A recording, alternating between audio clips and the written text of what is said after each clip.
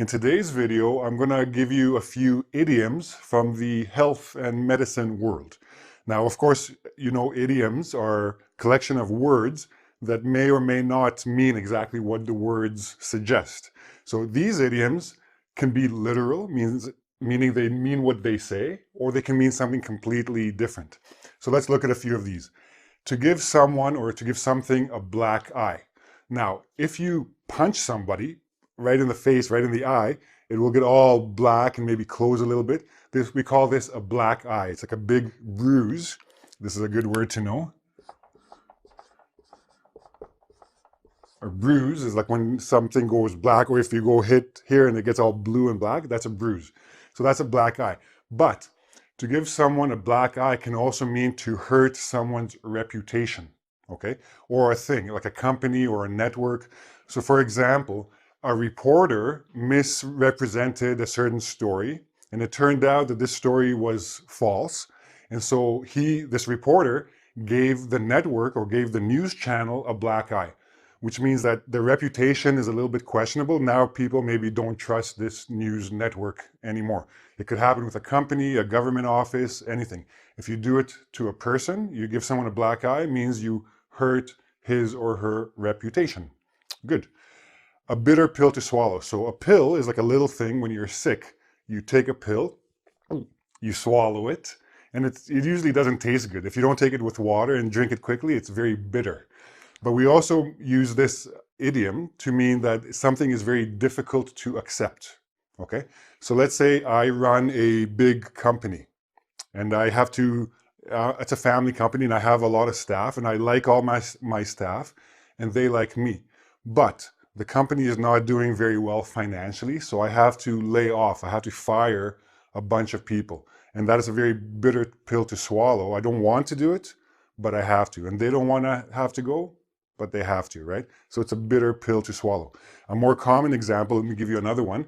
I work as an editor, and sometimes people bring me their writing, and some people are just not very good writers, and so I have to tell them they're not very good writers, and that's a very bitter pill for them to swallow. They have a very difficult time accepting it, okay?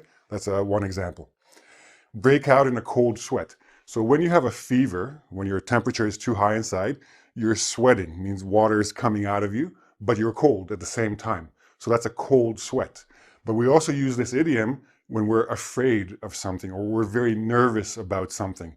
So I was walking with my girlfriend down the street, and then I saw my other girlfriend coming the other direction. And suddenly I broke out in a cold sweat. And my girlfriend said, "What's wrong?" And I said, "Nothing." But she could see that it's a cold sweat means I'm afraid of something, and then she figured out what happened and I got into trouble. Just example, okay? A taste or a dose of one's own medicine. So the more common one is taste, but sometimes you'll hear dose. A dose is basically a portion, but we use it for a sickness. So a taste of one's own medicine. When you take medicine, you take a dosage. This is the other way you might see it. The amount that you have to take of the medicine. But as an idiom, what we talk about is when you do something, and it's usually something negative to somebody or to other people, and then suddenly that same thing is done to you, then that means you're getting a taste of your own medicine. So if I say some bad things about this person, and I spread it around and I tell everybody, oh yeah, this person did this or that, and everybody thinks, okay, whatever, and then somebody says it about me, everybody understands that I got a dose of my own medicine. I shouldn't be talking about other people because I don't like it when it happens to me, when somebody says something about me. If you do something bad to other people, keep in mind, it may happen to you and you'll have a taste of your own medicine and it doesn't taste good. Okay, to rub salt in someone's wound. So first of all, a wound. What is a wound? If you cut yourself and your skin opens and you're bleeding, that is a wound. Now, if you take salt and you put salt and rub it in that wound, it's very, very painful, okay? To rub salt in someone's wound means if somebody's in a bad situation, if somebody's hurt somehow, and you make it worse. So for example, my friend Bill just got fired from his job. So he's really depressed and he's really upset about it. And then his wife came to him and said she's cheating on him with somebody and she wants a divorce. So she already knows he's in a bad situation, and she comes and rubs salt on it. She makes it even worse and tells him he's worthless, and that's why she's leaving him, because he can't keep his job. Okay? She's making it worse. She's rubbing salt in his wound. Okay? Not very nice, but it does happen. We're going to look at a few more. Okay, we have a few more to go through, and again, they're all from health, so I'll go through each one. Just what the doctor ordered. So when something good arrives, we say it's just what the doctor ordered. It's just what is needed at this particular time. Now, in the hospital, if you have someone in the hospital and you go to them and you say, oh, here's your medicine, and the person says, what's this? Oh, it's what the doctor ordered. This is what the doctor wants you to have. But in everyday life outside, if something good comes just when you need it, you say, oh, just what the doctor ordered. So for example, I'm at work and I'm working hard and I haven't had time to go for lunch, and my coworker brings me a sandwich. And I'm, oh, thank you. This is just what the doctor ordered, just what I needed right now. Okay? Or anything that's good that comes at the right time, we say this expression. Now, these two I put together, they kind of go together. You can use them interchangeably to get something out of your system or to scratch an itch. Now, to get something out of your system, when you're sick, you have like a virus or something going on, maybe you drink a lot of water and you hope to flush whatever the problem is outside of your system, outside of your body, okay? To get something out of your system can also mean to get it out of your head. You have an urge or you have a desire, you really want to do something, and you're always thinking about it, thinking about it, thinking about it. So finally, the only way to get it out of your system, to get it out of your head, is to do it or to figure out a way to not think about it anymore. It's very similar to scratch an itch. So first of all, if you think about an itch, this is a feeling you have on your body somewhere, on your skin. It's really annoying, and the only way to get rid of it is to scratch. So the action, scratch, the itch is the feeling. My arm itches means it has that feeling, and I will scratch that feeling. Same idea as before.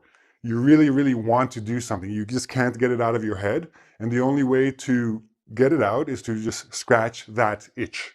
That itch is that particular thing that is, basically it's itching your brain. And you can't scratch your brain, so you have to do the thing to get it out of your system. So I'll give you an example. Let's say you're on a diet and you're not supposed to have any sugar. Then you're walking along and you pass by a bakery and you see a beautiful donut in the window. It's chocolate with a little bit of sugar and maybe it's stuffed inside with some custard cream. And you say, you know, I can't. So you walk away. But then the rest of the day, donut, donut, donut, donut. That's all you're thinking about is that donut. And it's starting to make you a little bit crazy. And all your friends, all you talk to them about is donuts, donuts, donuts. So finally, your friend says, you know what, just scratch that itch. Eat that donut, get it out of your system, and then go on with your diet. Have a cheat day. Okay? So scratch that itch, eat the donut, get out of your system, stop thinking about it. And I put these two together as well. To black out means to lose consciousness. Now, you could faint and black out that way, or for some reason, like maybe you're in a very scary situation, or you're very stressful situation, and you black out. It means inside your head, it's all black.